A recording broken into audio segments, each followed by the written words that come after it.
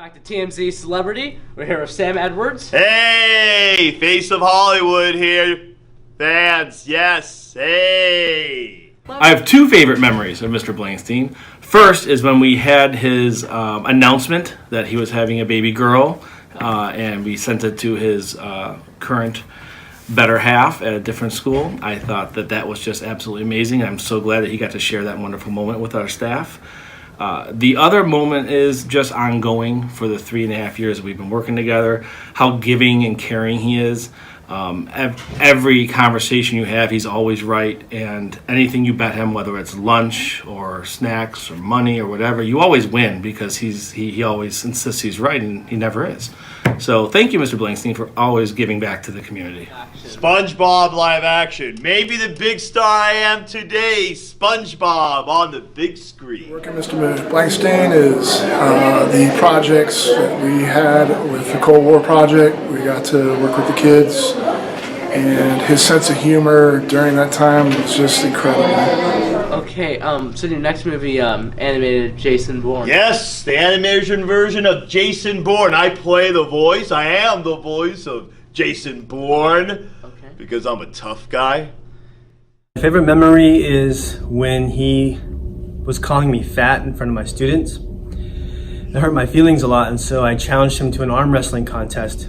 So we went outside, set up our desks and chairs, and we went 1, 2, 3, we went go. And it was like literally, bam, that fast. And I tore his shoulder out of its socket, and he had to actually be taken away with an ambulance. What I'll miss most is his laughter.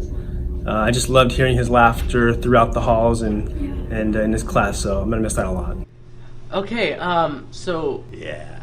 in your book, Sam Edwards, Big Time. Sam Edwards, Big Time. Yes, my big book. Coming out the same summer as the animated Jason Bourne. 2 big hits, 1 summer. My favorite memory working with Mr. Blankstein is after we had a staff meeting with the former superintendent, Dr. Peterson. Mr. Blankstein came up to me and made a comment to me. He'll know what he said, but that's my favorite moment because it really made me laugh. Middle school was tough.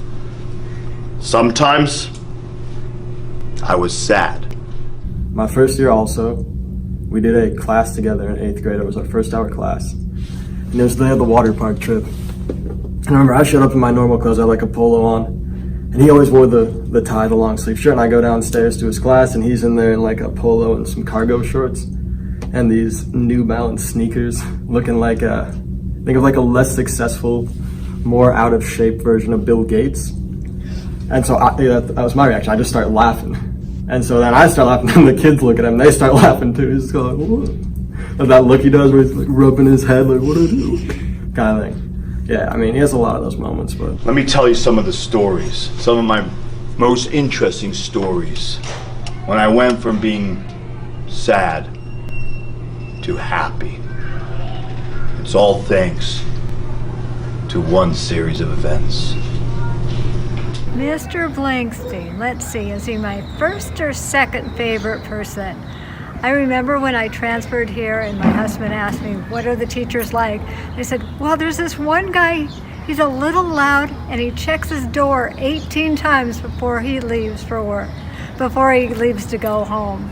I guess I'll always remember that and the fact that when I got Ari's blessing, I was accepted at Ingleside. We'll miss you.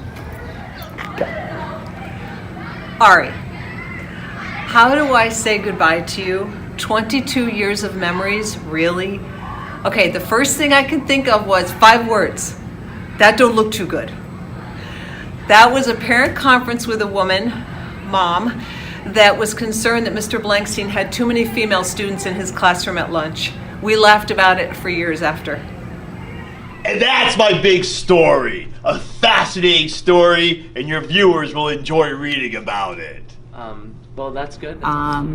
I'm across the hall from Mr. Blankstein, and it was first hour, and all of a sudden one of his students comes into my room and in a panic, Mr. Blankstein needs you, Mr. Blankstein needs you. And apparently one of his students was having a seizure in his classroom, and he just froze, had like no idea what to do, like didn't even think to like call the nurse or, get help other than sending a student to me. So then I came in and he's like, what do I do? What do I do?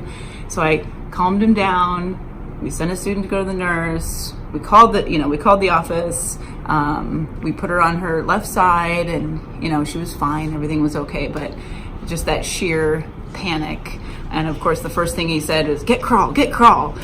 So I totally, that will always stay with me throughout my years. So definitely one of my most memorable memories. Good. That's all we have for today, and that's all we need for today. Oh, hold on, I got more stories. Let me tell you more stories. This other time, when I was in high school. I'm sorry, I have to go. No, I got stories. I'm sorry, no.